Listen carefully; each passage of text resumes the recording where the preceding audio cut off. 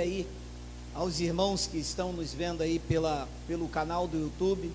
Hoje é 30 de abril de 2017. Talvez você esteja assistindo essa gravação em 30 de abril de 2095. Talvez o Senhor ainda não tocou a trombeta, não vai haver o encontro, ainda não aconteceu. E você aí mexendo, eu já queria deixar registrado que aqui no ano de 2017, no passado, você aí no ano de 2090, havia já uma igreja que se reunia em graça, sem fermento. Aqui não há dízimos, aqui não há ceia, aqui não é a voz de um homem, aqui não há presidente de convenção, aqui não há presidente da igreja, porque o dono desta igreja chama-se Jesus Cristo. Ele é o cabeça e nós o seu corpo. Aí, do ano de 2090, bem-vindo aos pastos verdejantes e às águas tranquilas da graça de Deus. Olha lá o assunto que nós vamos tratar esta noite, 2 aspectos da salvação. Olha lá, Efésios capítulo 2, versículo de número 1. Nós vamos ler até o versículo de número 4. E vos vivificou, estando vós mortos em ofensas e pecados, em que noutro tempo andastes segundo o curso deste mundo, segundo o príncipe da potestade do ar, do espírito que agora opera nos filhos da desobediência, entre os quais todos nós também antes andávamos, nos desejos da nossa carne, fazendo a vontade da carne e dos pensamentos, e éramos por natureza filhos da ira, como os outros também. Mas Deus, que é riquíssimo em misericórdia, pelo seu muito amor com que nos amou. 5, não tem o 5? Tá bom, coloca lá o 4, vamos orar. Senhor Jesus, eu te louvo, eu te exalto, porque tu concede a nós meros mortais, a fazer uso de uma porção da tua santa palavra. Esta palavra que é viva, ela é eficaz, e ela é mais penetrante do que qualquer espada afiada de 2 gumes. Com os olhos iluminados, com a mente de Cristo ativada, nós vamos absorver o que diz o Evangelho da graça de Deus para a tua esposa, a amada, para aquela que tu lavou e regenerou com o lavar regenerador do Espírito Santo. Tu nos apresentou a ti mesmo, sem ruga, sem mancha, sem mácula e sem defeito, para o seu inteiro louvor. E nós vamos procurar fazer isso com maestria, com uma voz em linha com a graça de Deus. Vamos ouvir palavras inefáveis, e o povo de Deus aqui reunido diga amém. Coloca o versículo 1, Miguel, por favor. Em algumas versões, da onde eu tiro a inspiração, está escrito: Ele vos deu vida, estando vós mortos em vossos pecados e delitos. É que esta é a tradução do Data Show. Eu quero começar, antes de entrar no centro da mensagem, como sempre faço, explicando isto aqui. Ninguém passa para crente, ninguém se converteu, ninguém acordou de manhã e disse: eu vou agora ser cristão. Porque essas são expressões que o mundo secular diz: aquele cara passou para crente. Meu amado, a condição do homem sem Jesus é de morto espiritual. Ninguém pode vir a Jesus se o Pai não o trouxer. Toda árvore que o Pai não plantou será arrancada. Não adianta, que só fica quem Ele predestinou. Ninguém vai entrar aqui pelas janelas. Se não entrar pela porta, se não foi o porteiro que abriu, não fica. Há uma parábola no livro histórico, em que diz que ele fez uma grande festa, convidou as pessoas que estavam no beco, nos bares, porque os outros convidados não eram dignos, e no meio da festa ele entra no salão e viu um homem com um vestimento impróprio para estar ali. Ele disse: como é que você conseguiu entrar aqui com estas vestes? Meu amado, as vestes são da graça, e elas estão hoje sem ruga, sem mancha, sem mácula e sem defeito. A igreja está perfeita, mas não está perfeita por causa da teologia pastoral. A igreja não está perfeita por causa do grito de um homem, ou por causa da sua eloquência. A igreja está perfeita por causa de Jesus, porque Jesus Cristo a aperfeiçoou ela. A honra e a glória neste pacto pertence a Jesus. O homem não tem mérito. Eu insisto em dizer isso a você no ano 90 e 2090. O homem não tem mérito neste pacto. Tudo é Jesus Cristo. Tudo, da salvação, a realização, ao milagre, não ficou nada para o homem fazer. E é por isso que eles não aceitam a graça de Deus, porque a graça não abre brecha para o mérito. A graça de Deus não tem mérito humano. Eu fiz, porque eu orei, porque eu determinei. Não determina. Se Deus não fizer, o homem não determina nada. É porque eu liberei uma palavra, eu determinei. Não faz. Se não for Jesus Cristo a fazer, o homem não faz absolutamente nada. E ele disse isso aos judeus: sem mim nada podeis fazer. Então esse é o centro da nossa mensagem, a exaltação à soberania de Jesus Cristo. E Paulo diz isso: ele vos deu vida, vocês estavam mortos. Era a nossa condição. E o morto não pode responder, o morto não tem livre-arbítrio, o morto não tem vontade, não tem sede, não sente nada. Nós estávamos mortos nos nossos pecados e nos nossos delitos. Isso era a nossa condição, isso era o nosso estado, e a iniciativa foi dele. Foi ele que nos buscou, foi ele que nos reconciliou, foi ele que nos tirou do império das trevas, foi ele que nos lavou, nos regenerou, foi ele. A honra sempre será dele. Em graça não se encontra uma brecha para dizer, porque o pastor foi muito usado. Se isto é uma colocação, foi usado por quem? Por ele. Mas o pastor trouxe uma palavra. Se esta é uma brecha, mas trouxe uma palavra de quem? Dele. Porque o pastor pode ter uma eloquência, ele pode falar árabe, pode falar, qual é aquela coisa que eu falei de manhã? Ele pode falar braille, ele pode falar hebraico, mas não convence ninguém. Ele pode falar vários idiomas, não convence ninguém. Agora, se ele fala sã doutrina, isso edifica a nossa vida. E a sã doutrina parte de quem? Dele. Então a honra e a glória é dele.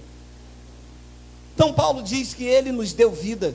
Nós estávamos mortos em ofensas e em pecado, e ele nos vivificou. Ele nos trouxe a vida, ele. Não cabe a nós reconhecermos isso, porque o nosso estado era de morto de engano, e nós estamos livres do engano, porque ele fez a obra completa em nós. O legalismo faz a metade, ou o legalismo deixa a metade para você e a metade para Deus. O pastor é o ator coadjuvante. Ainda tem o diabo que estrela como um dos atores principais, né? O diabo está sempre ali, é o inimigo voraz, anda ao nosso derredor.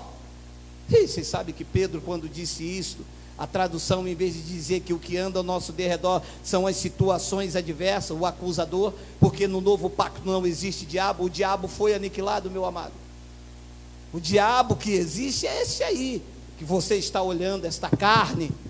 Aqui está o diabo, que é opositor, que luta contra as coisas de Deus. A carne é que é opositora aos desígnios de Deus, disse Paulo aos Gálatas no capítulo 5. A carne luta contra o espírito. Nada luta contra o espírito, a carne. Então isto é que é o diabo, porque diabo quer dizer opositor, acusador, Satanás é o mesmo, entende? Então a honra sempre foi dele. Ele disse no versículo 2, olha lá: em que no outro tempo andaste segundo o curso desse mundo. Olha o nosso estado sem Jesus, meu amado. Nós andávamos segundo o curso do mundo. Saímos do mundo, o sistema nos serviu de aio. Pensávamos que estava em Cristo, mas andávamos segundo o curso da religião. A religião não nos deixava pensar com o Evangelho. Na religião você é proibido de pensar com a revelação da graça de Deus. Então nós andávamos segundo o curso deste mundo, segundo o príncipe da potestade do ar, do espírito que agora opera nos filhos da desobediência. São palavras de Paulo, cheio de palavras inefáveis. Depois ele diz: entre os quais todos nós antes também andávamos nos desejos da nossa carne. Meu amado, como um homem não pode exaltar a Jesus Cristo? Nós andávamos no desejo da nossa carne. O que nós sabemos que Jesus está na nossa vida é que alguns ainda têm carne ativada, mas a maioria já perdeu o apetite da carne, já pensa duas vezes em roubar, já pensa duas vezes em usar drogas. Uns ainda são fracos, ainda não alcançou maturidade, ainda não reina com Cristo, a mente de Cristo não está ativada, ainda vão ali melo focinho, o pandã. Mas outros já conseguem dizer: não, meu irmão, sou uma nova criatura. Eu não sou dominado pelo Espírito, pela potestade do ar. Eu sou dominado pelo Espírito Santo. Quem está em graça é guiado pelo Espírito Santo. Então Paulo diz: nós andávamos no desejo da nossa carne, fazendo a vontade da carne e dos pensamentos. E com essa atitude, éramos por natureza filhos da ira.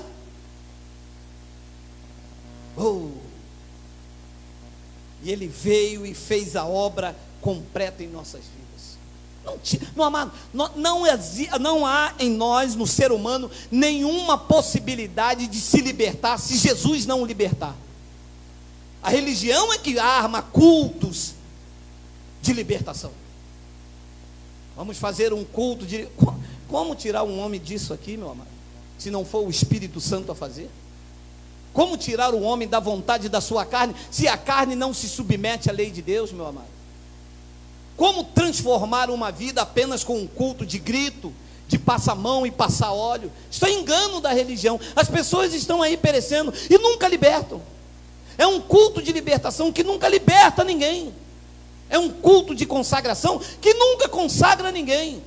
O culto em graça edifica, porque ela trata do nosso espírito e freia a tua carne. Só o evangelho da graça de Deus freia a carne do homem, porque ele coloca o homem no lugar de homem e Deus no lugar de Deus. O evangelho mostra a nossa natureza, mostra quem tu és, mostra o teu velho homem, mostra que ele ficou cravado na cruz, mostra que em Cristo tu és mais do que vencedor, mostra que ainda que a tua carne se corrompa, o teu interior se renova de dia em dia. Só o evangelho da graça mostra a tua condição, o resto não mostra. Religião mostra os feitos dos homens, a conquista, o poder do braço, e nós somos gratos a Jesus, porque só Ele poderia fazer isso. Então, mostrar aos senhores nesta noite, que a nossa condição era de homens mortos espirituais, e que Jesus Cristo nos vivificou, já aniquila toda a possibilidade de glória humana, porque as pessoas querem glória humana. Os pastores amam glória humana, os presbíteros amam glória humana. É o farisaísmo dentro da igreja gentílica.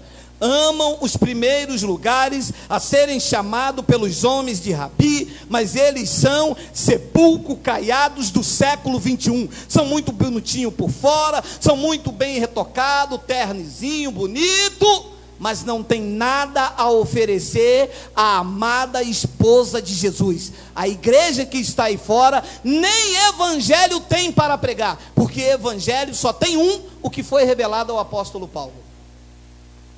Então, pode passar, Miguel, 2 de Coríntios 4:11, olha lá. E assim,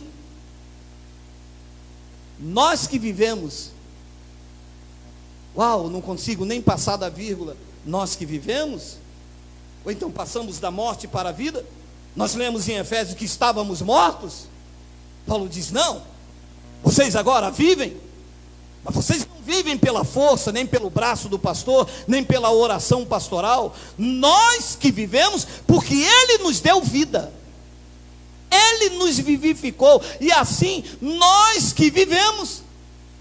Em Cristo muda-se, né? Quer dizer que eu estava morto, não vivia para Deus. Cristo fez uma obra na minha vida, eu agora vivo, mas estou morto, entregue por amor dele. diz que nós que vivemos estamos sempre entregues à morte por amor de Jesus, para que a vida de Jesus se manifeste também na nossa carne mortal. Esta foi a obra que ele fez na minha vida e na sua vida. De filhos da ira, de seguindo os desejos da carne e do pensamento. Meu amado, se não fosse Jesus Cristo, nós nunca estaríamos aqui. Estaríamos em qualquer lugar deste mundo, menos uma igreja em graça. Porque eu tenho dito, a coisa mais difícil é gerar Cristo na vida de uma pessoa. Gerar Cristo na vida de uma pessoa é apresentar você nesse estado de maturidade espiritual em que você se encontra. Daqui para aí e de lá para cá, o engano, se cruzar esta voz, na tua mente é ativado um satélite que diz: isso eu não recebo. A obra foi perfeita na tua vida. Ele iluminou os olhos, ele tirou escamas. Não adianta, ninguém fica aqui para agradar a ninguém. Nós estamos aqui pela verdade e para a verdade, por causa desta obra. Nós não queremos palácio, não queremos homens sábios. Não adianta falar braille, não adianta falar hebraico, não adianta falar árabe. Nós precisamos de alguém que seja analfabeto, mas que fale segundo a sã doutrina. Claro que queremos pessoas estudadas, mas não adianta ter estudo, não adianta ser professor da escola dominical, não adianta ser PhD, não adianta ter uma boa influência, se ele não tem revelação do Evangelho. Ele pode ser o rei da cocada preta, ele pode conhecer todos os mistérios, ele pode ter fé a ponto de transportar o monte, mas se ele não prega o Evangelho da graça de Deus, nós dizemos todos juntos: é anátema, não recebe. Aqui não se recebe, meu amado, porque o que ele fez está muito explícito. Nós estávamos mortos, a nossa condição era de morto, e nós agora vivemos pelo poder de Deus. Espiritualmente estamos vivos para Deus, dando frutos, não mais para a denominação, porque quando estávamos mortos no nosso pecado e no nosso delito, debaixo da religião, nós dávamos fruto para o pastor. Eu me lembro de um irmão que ele estava na portaria, o rapaz veio passando, tropeçou, bateu dentro da igreja, ele puxou e disse: pastor, mais um para Jesus. Pastor, mais um para Jesus? O pastor tem que ver, meu amado, porque dão frutos para a denominação, dão frutos para a congregação, para a placa, e nós estamos aqui dando fruto para Deus, a começar por nós, uma vida limpa, saudável com o Evangelho. Não pode haver engano na minha vida. Cristo não é ministro do engano, Cristo é ministro da verdade. De uma boa, da mesma fonte, não pode sair água doce e água salgada. Você não pode dizer para mim que você conhece a palavra pregando jejum, pregando dízimo, pregando campanha. Isso não é a verdade de Deus. Isso é um engano fluindo da sua boca. Você tem nome de que vive, mas está morto. Precisa ser vivificado pelo Evangelho da graça de Deus. E só o Evangelho restaura. Só o Evangelho da graça de Deus vivifica o homem. Nós temos a capacidade de perdoar porque nós vivemos. O morto espiritual não perdoa. O morto espiritual está com o coração duro, está morto, não tem sentimento, não tem emoção. O homem que não passou pela transformação de Cristo, a sua condição espiritual é de morto, mas quando ele vive, ele tem condições de andar 2 milhas, quando se querem que ande só uma. Ele tem condições de virar o outro lado. O morto espiritual, na primeira pancada desse lado, ele corre. É aí que você descobre quando a pessoa está morta em Cristo Jesus, sem Cristo, ou está viva. Porque quem está vivo em Cristo Jesus, ele aguenta 4 bofetadas, 2 dessa, 2 dessa. O Cristo, segundo a carne, disse: você oferece a outra face. Em graça, você suporta 2 de cada lado. Porque nós vivemos. E o apóstolo Paulo diz algo interessante em 2 de Coríntios capítulo 3, olha lá. O qual, olha, de morto, olha o que ele te apresenta: o qual nos fez também capazes de ser ministros de um novo testamento, não da letra, mas do Espírito. Uau! Porque a letra mata, mas o Espírito vivifica. Eu estava morto, e o que me vivificou foi o Espírito. Porque a letra nunca me deu vida, pelo contrário, me matava. Aquilo que eu pensei um dia, quando eu entrei na igreja, que eu pensei que era para a vida, era para a morte. Paulo, quando prega a Roma, diz: eu sem algum tempo sem a lei vivi, mas revivendo o mandamento, ele me matou e eu morri. Porque a lei está matando as pessoas aí fora. Sabe o que Paulo pregou aos coríntios a respeito da festa ágape, que eles estavam celebrando lá? Não era ceia. Paulo diz: o que vocês estão celebrando não é ceia. Toda vez que vocês comem e bebem este pão, vocês estão anunciando a morte do Senhor. E por causa disso, desta festa legalista dentro da igreja gentílica, não são muitos estão doentes e não são poucos o que dormem. A igreja aí fora, o sistema religioso, as pessoas estão mortas, entram dentro de um lugar pensando que vão encontrar vida e encontram morte, porque a letra mata. Moisés está matando as pessoas.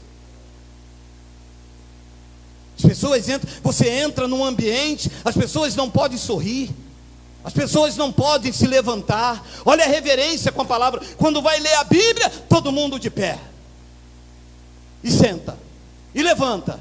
Isso é a chamada reverência. Mas reverência da palavra não é isso. Reverência da palavra é acreditar no que está escrito, porque se está escrito, nós cremos. Esta é a reverência que se deve dar à palavra, meu amado. Não é questionar, não é brigar, não é falar, porque a única coisa que vivifica neste pacto não é a minha eloquência, é o Espírito.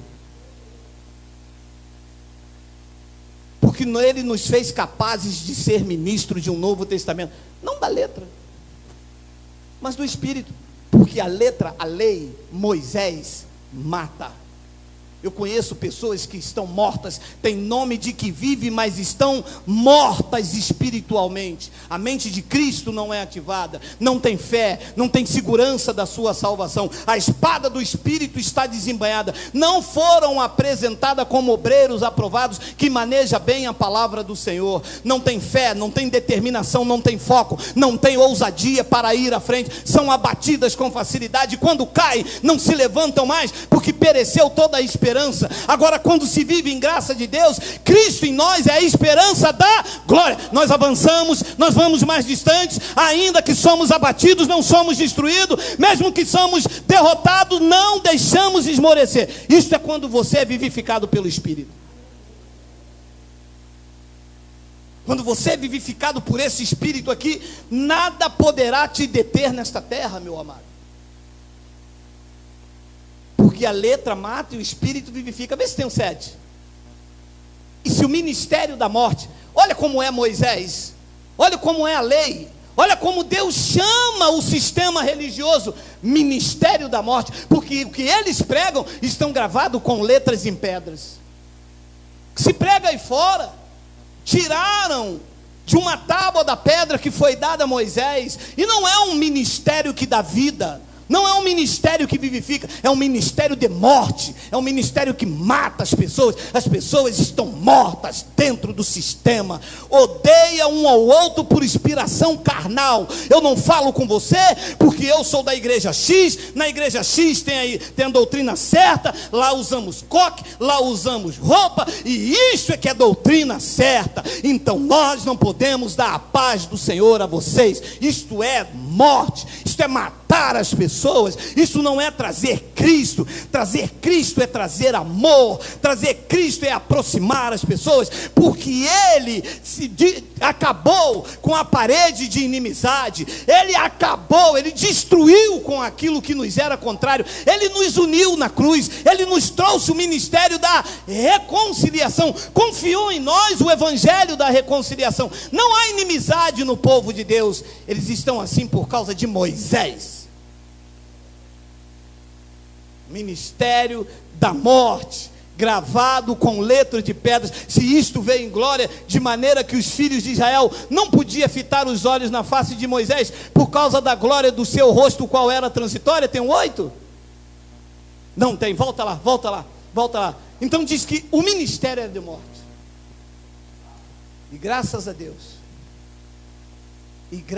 Deus, porque todos nós passamos por esse ministério da morte. E quão era pesado, meu amado. Quando as pessoas falaram para você a primeira vez, lembra? Olha, meu irmão, é por fé, é por graça, você é um predestinado. Você é o predestinado? E eu não sei não, ainda tem igreja assim. Uma vez falaram para Filipe, tem um profeta em Israel. Filipe, eu não sei não. Eles disseram para Filipe, vem ver. Porque hoje, meu amado, a verdade está como uma agulha no palheiro. Igrejas em graça puxando sardinha para o seu lado. Eu sou um único apóstolo, eu sou o único que prega a verdade, esta é a única igreja, é porque eu tenho um chamado, é porque eu estudei, a revelação foi dada a mim. Isto é morte, meu amado. A glória não pode ser para homem. Ele fez isso para que ninguém se glorie perante Ele. A glória tem que ser a Jesus Cristo. Este não é um único ministério que prega a graça de Deus. Eu não sou um único pastor que prega a graça de Deus. Essa não é a única igreja que vive a verdade. Este é um lugar que está em busca da verdade, daquele que tem uma única palavra, que tem uma única palavra que nos edifica. Nós estamos em busca disso. Não somos perfeitos na carne, mas gloriamos de falar que Ele nos fez perfeito em espírito. Isso sim. Então esse ministério da morte aí tem matado vidas. E quem está debaixo disso não recebe a graça de Deus, nem que você empurra pela goela abaixo. Está aqui escrito. Nós não estamos falando de algo, porque eu acredito que Paulo sofreu muito mais do que nós, porque Paulo não tinha as cartas dos Gálatas, Paulo não tinha esta carta dos Coríntios, Paulo não tinha a epístola de Efésio. Paulo tinha que contradizer eles com aquilo que descia natural. Paulo não chegava para pregar em Corinto e falava, abra aí em Gálatas. Paulo não tinha epístola de Gálatas. Paulo sequer sabia que isso ia virar um compêndio poderoso contra o legalismo. Paulo chegava lá e falava, olha, vocês estão mortos nos vossos pecados e no vosso delito. Alguém poderia perguntar, mostra, Paulo. Não tenho o que mostrar. Quem fala por mim é o Espírito Santo, e ele vai convencer vocês de toda a verdade. E as pessoas criam, porque Paulo falava com pureza. Paulo não tinha intuito gananciosos. Paulo não queria montar ministério. Paulo não queria montar sistema. Paulo não queria salário. Paulo não queria dízimo. Paulo queria que a graça fosse revelada, multiplicada, glorificada e avançada. E isto na vida de Paulo fazia com que a palavra saía da boca dele como uma flecha, como uma espada afiada de dois gumes. E quando Paulo pregava, Deus abria o coração de Lídia, e Lídia se convertia. Quando Paulo passou, viu um homem coxo de nascença, e Paulo disse, espera aí, eu tenho visto que você tem fé para ser curado, em nome de Cristo levanta. Porque quando se prega o evangelho com vontade de ver vidas libertas desse sistema corrupto, Deus opera. Operou em mim, operou em você. Quem diria que você ia ter esse conhecimento? Quem diria que Deus ia arrancar o véu de você? Que você entenderia que não é pelo pão, não é pelo suco? Quem diria que você iria entender que você não foi batizado, o seu homem não ficou nas águas, está lá encravado na cruz? E eu disse hoje de manhã pelo Espírito, os pastores querem botar uma escada para tirar você de lá e botar aqui debaixo do domínio dele. Só que aquele que te cravou na cruz ressuscitou com ele e te deu uma posição espiritual. Você está sentado com Cristo acima de todo principado, de toda potestade e de todo nome que possa se levantar, não só no presente século, mas no século vindouro. Esta é a tua posição. Não estamos debaixo do ministério de morte, estamos vivificados pelo Espírito da graça de Deus.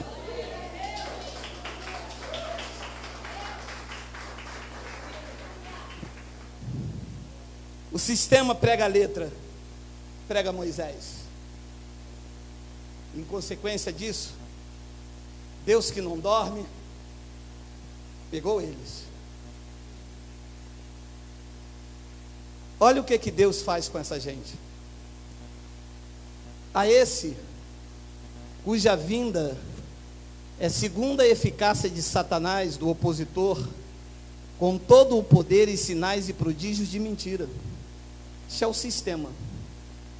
Satanás não era um ser de chifre de cauda. O padre, quando traduziu a Bíblia, deixou isso aqui, porque o religioso gosta de dar ênfase.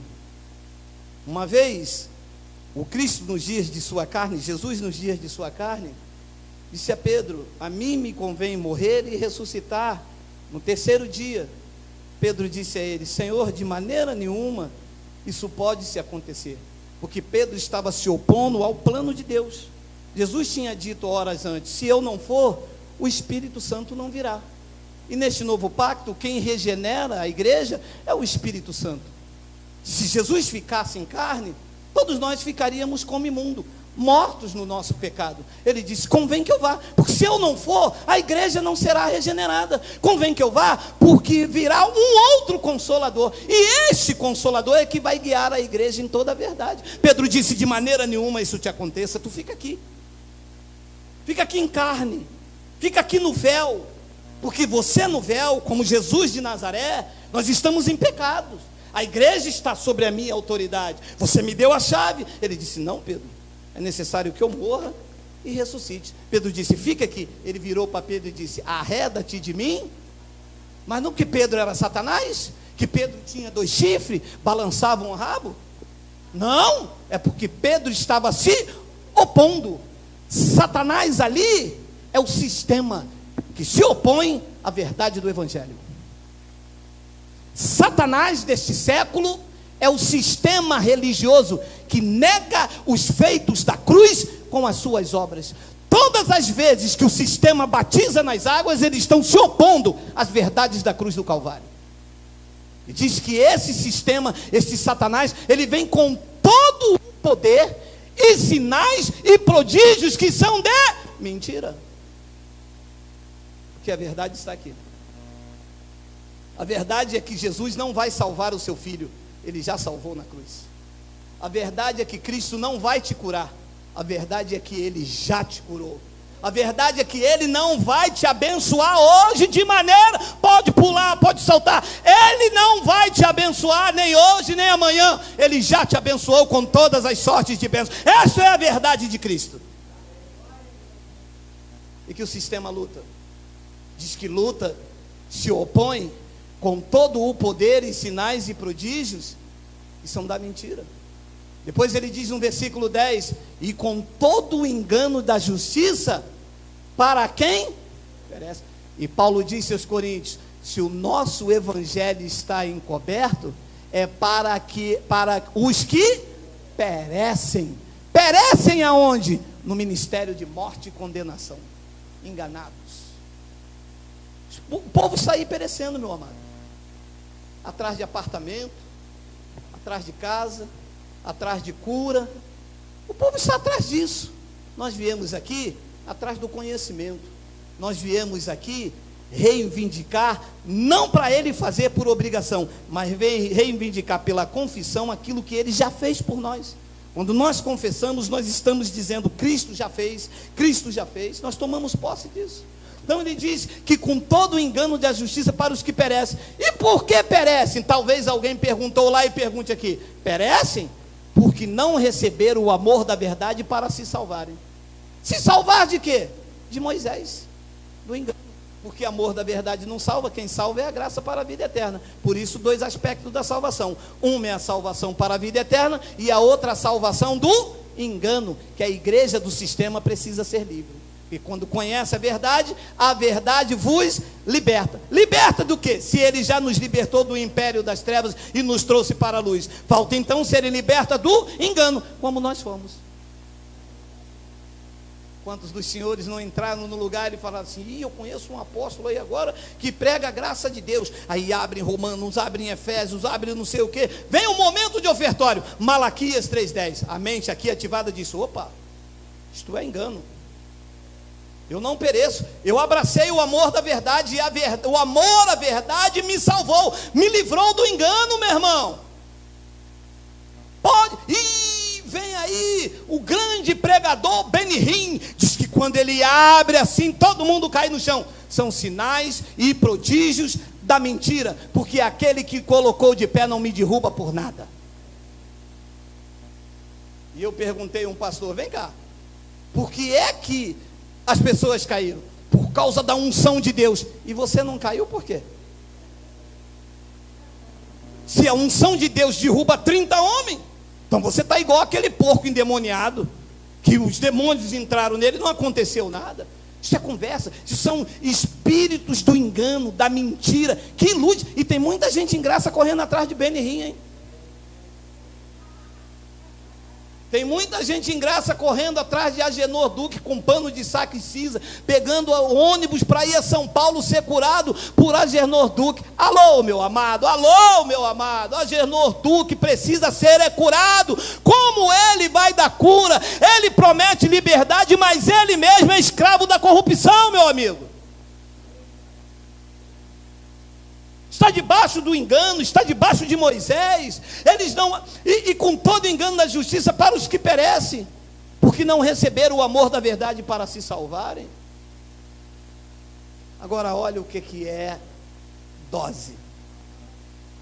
E por isso, porque não receberam o amor da verdade, diz que Deus lhe enviará a operação do erro, para que eles creiam na mentira. Todas as vezes você vê uma ovelha acreditando na mentira, foi Deus que mandou a operação do erro na vida dele. Mas como é que pode aquela mulher ali estar virando uma garrafa d'água, tomando um glu, glu, glu, glu, glu, glu, glu, depois da oração do homem? Sabe como é que pode?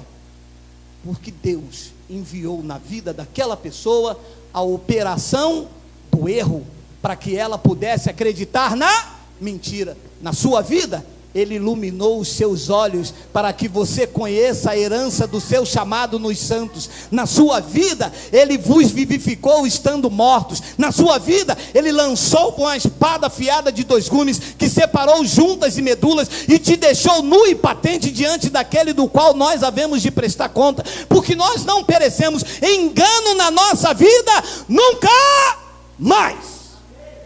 Chega. Pode vir pintado de ouro, pode vir montado num bezerro de ouro, pode vir numa grande carruagem dizendo eu sou Cristo, eu sou o profeta. Eles gostam de dizer que são até apóstolos às nações. São o quê? Mas as nações, por que não vão ali debaixo da ponte? Por que vão ali no preso Nick, cheio de pessoas de crack, passando fome, morrendo? Por que não vão nos morros, nas vielas? Por que não vão ali? Por que não vão ali? Eles são profetas das nações. Eu acho isso aqui forte. Eu acho, de tudo que Paulo escreveu, eu acho forte e acho triste. Porque isto é um poder enganoso enviado da parte de Deus. Deus mesmo envia o espírito do erro na vida deles, para que eles creiam na mentira. A gente não sabe como. E sabe qual é a intenção do Espírito essa noite? É lá dentro você falar: muito obrigado, Deus, porque em mim tu enviou o Espírito da verdade que te exalta. Que obra?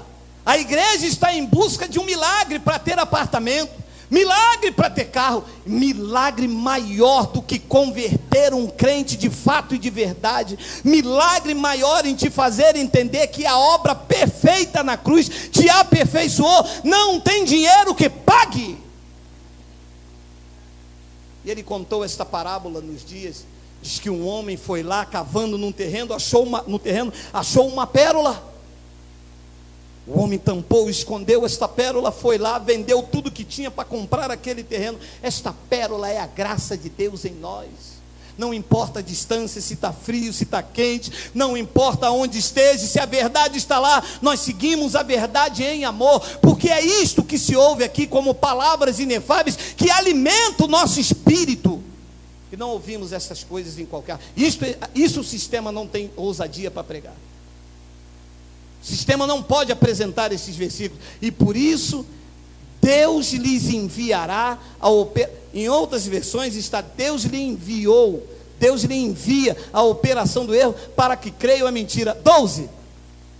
Para que sejam julgados todos os que não creram a verdade, antes tiveram prazer na... Toma aí. Dorme esse feriado com essa aí, ó. Para que sejam julgados todos os que não creram na verdade. Eu creio na verdade. Quando a verdade chegou, eu vou lhe confessar uma coisa. Houve uma luta doutrinária aqui dentro. Eu disse, meu Deus, mas eu estou numa igreja que prega a ceia.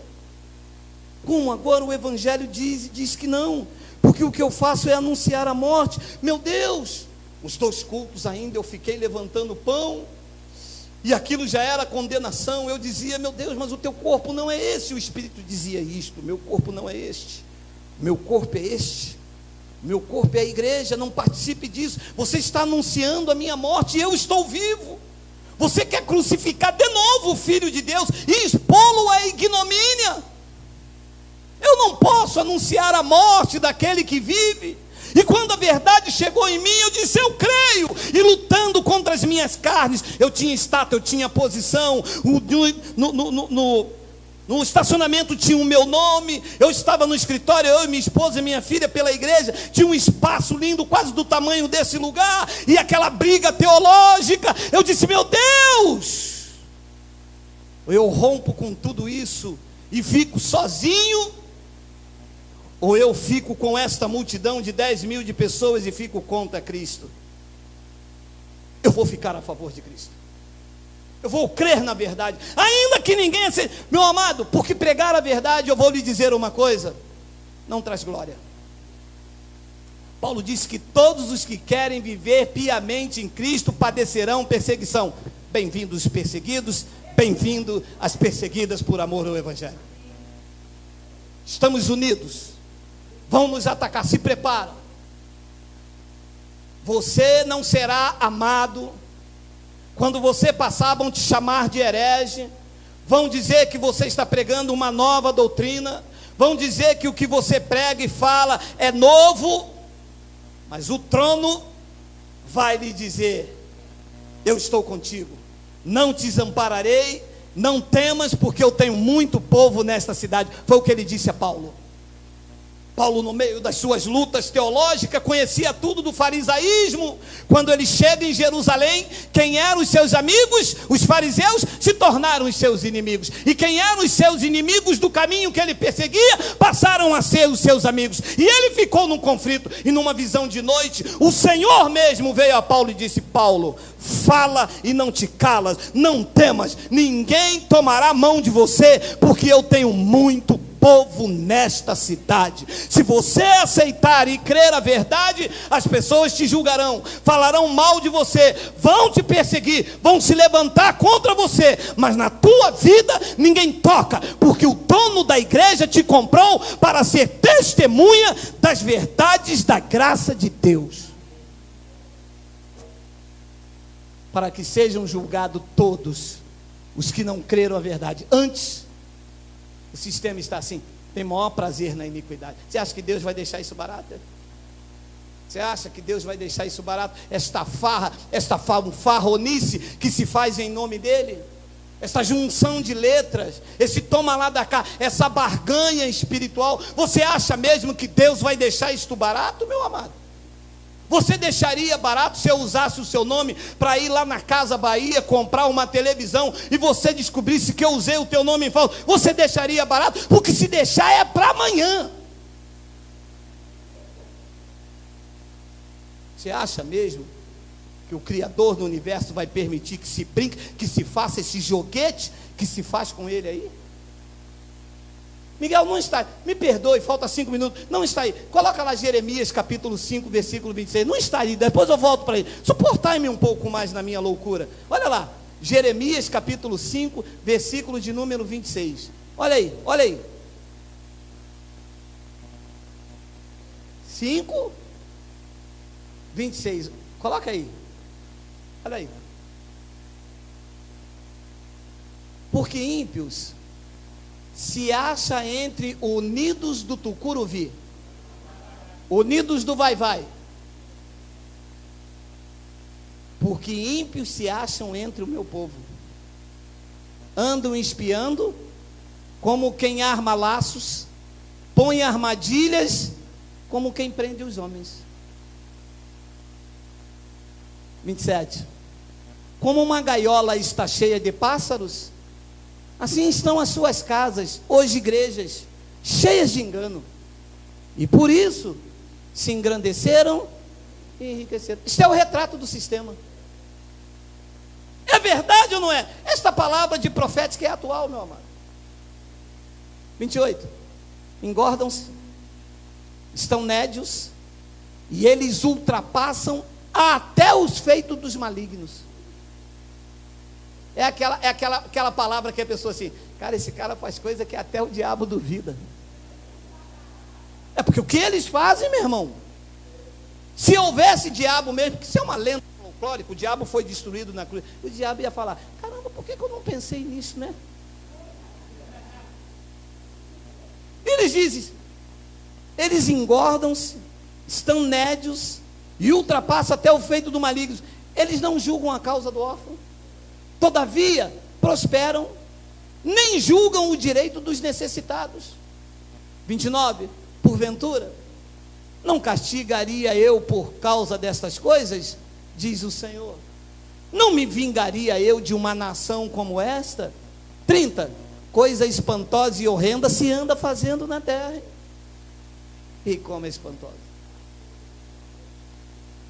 Ah, meu irmão, Paulo não teria estrutura para viver nos dias de hoje, é para nós mesmos. Ele disse, os dias são maus, mas ele partiu, foi para a nuvem e deixou o pepino, porque no tempo de Paulo não tinha vassoura ungida, não tinha campanha nas igrejas, não tinha voto, não tinha culto de libertação, tinha os judeus lutando contra ele, e entre contra os judeus, e ele disse, eu combati o bom combate, mas as coisas espantosas e horrendas que se faz hoje, quem sofre somos nós, os verdadeiros adoradores. O nosso espírito fica no... Não fala a verdade, eu sei que você é pregador igual a mim, dá uma vontade de um supapo, um negócio, um negócio, cara.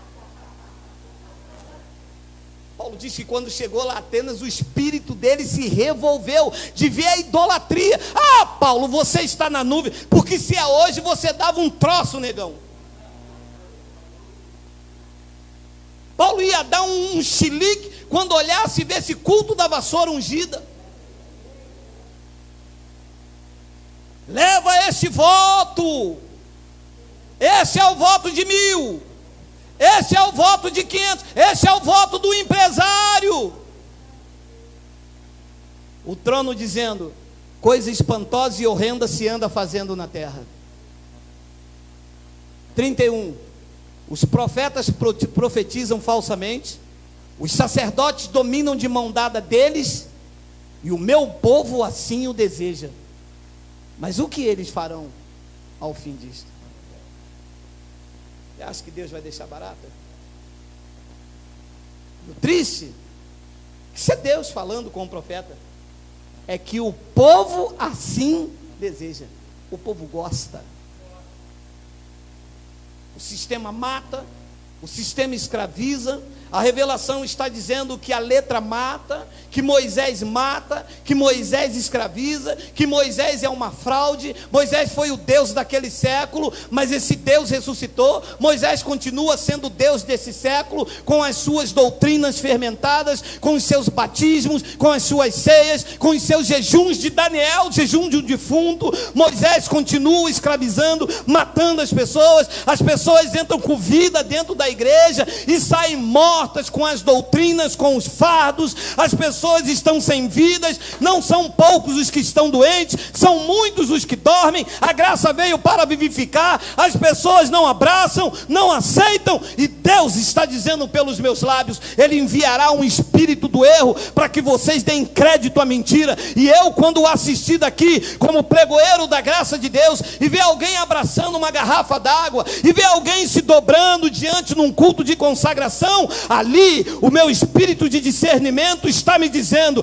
esta pessoa está debaixo da operação do juízo de Deus, está crendo na mentira, porque Deus enviou o espírito do erro na vida dela. Em mim, espírito de revelação, nos deu olhos iluminados, para entender que Ele é o cabeça da igreja, nós somos o seu corpo, e estamos posicionados com Ele, ressuscitados, salvos eternamente, batizados, revestidos, selados para a glória de Deus. Se você recebe, diga Abba, Pai.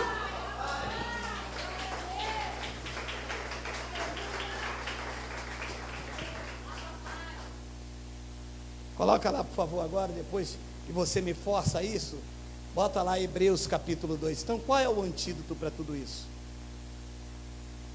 O que serve de antídoto contra esse sistema falsário que eu te apresentei esta noite? Portanto, convém nos atentar com mais diligência para coisas que já temos ouvido, para que em tempo algum nos desviemos dela. 2, porque se a palavra falada por meio de anjos permaneceu firme, deixa eu parar um pouco aqui. Neste pacto, os mensageiros não são mais anjos.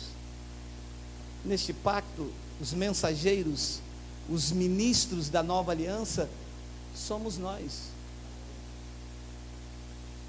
A palavra falada pelo meio de anjos que permaneceu firme foi a lei. A lei foi promulgada por meio de anjos. Pregou Paulo aos Gálatas.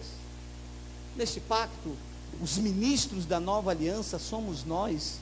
Coisas que os anjos anelam e prescrutam. Eles estão assistindo a revelação da graça de Deus neste lugar. Como principados e potestades, primeiro, pela igreja, a palavra da graça de Deus é conhecida a nós e depois eles. Porque o que está sendo pregado aqui, anjos não sabiam, souberam depois que saiu da sua boca, saiu da minha boca. Eles foram ministros na lei. Na lei eles foram pregar a Maria, na lei eles foram pregar a Daniel. Em graça, Paulo disse que se vir um anjo do céu é anátema. Em graça, se anjo pregar evangelho, anjos que não estejam revestidos de carne. Se um anjo espiritual falar para você: olha, eu vim aqui porque Deus disse que não é mais pelo batismo do Espírito Santo, é para ser em água. Paulo disse: ainda que venha um anjo do céu, seja anátema.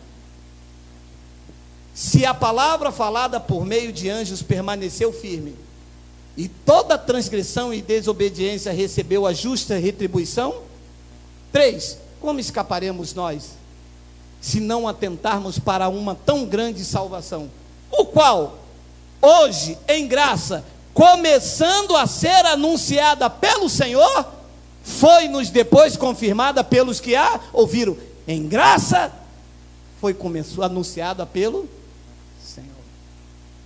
Este é o antídoto.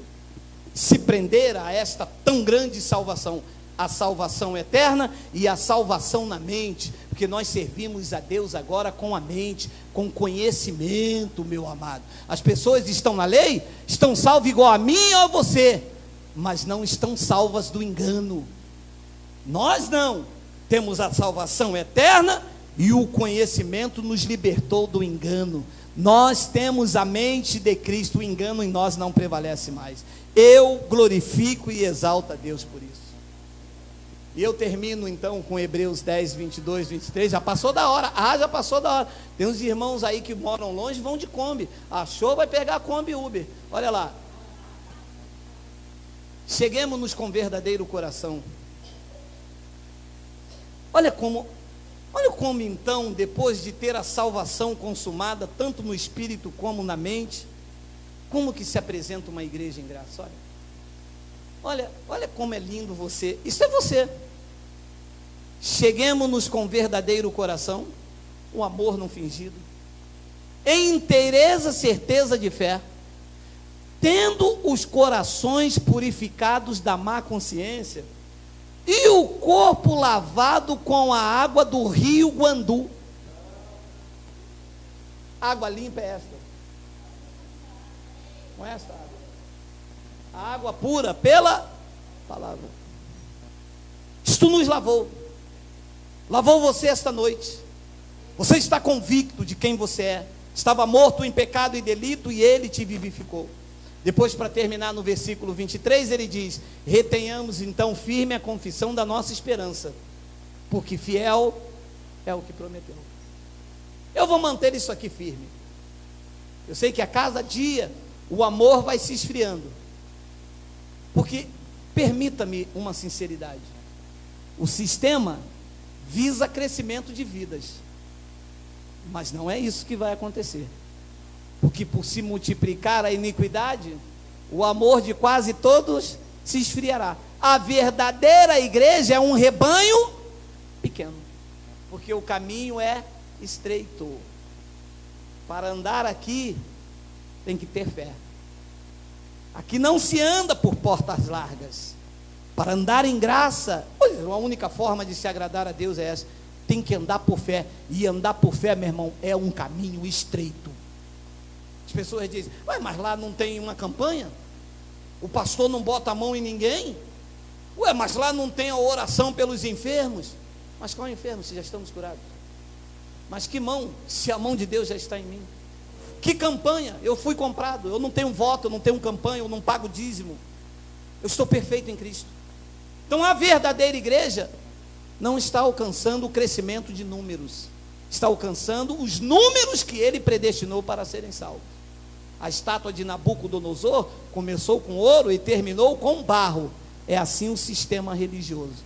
Nós, pela fé, aguardamos o nosso Salvador. Assim seja, assim disse o Espírito de Deus. Vamos nos colocar.